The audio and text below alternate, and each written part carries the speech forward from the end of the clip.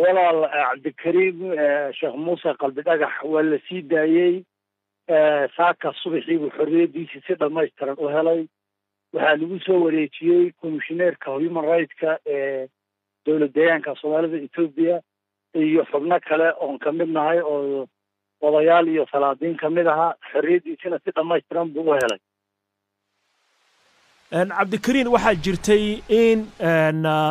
dowladda etoobiya soomaaliya ay ku wareejisay isagoo lagu eedeynayo arrimo sida hadalka loo dhigay nabadgelyada liddi ku ah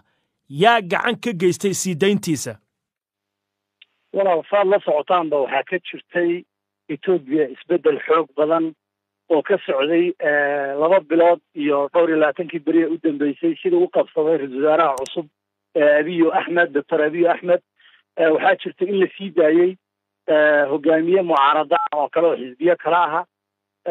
sida dr marara iyo niman kale oo fara badan dowladdu inay dib u heshiisiin cusub ku dhawaaqday baa jirta oo ay tiri dhammaan wixii ururo ama mucaarad ahaa ama dhinac walbaba ha ahaatee in la sii daayo oo dad cusub ay dowladdan cusub ay samayso waxyaalaha loo sii daayey waxaa ka mid ah taas iyo dad odayaal iyo cuqaal degan magaalada oo dowladda kala hadlay sidaa darteed dadkii uu ka soo jeeday asalkiisa inay kusoo wareejisay iyadoo isticmaalaysa bejkan cusub ee u isticmaashay mucaaradadii hore etoobiya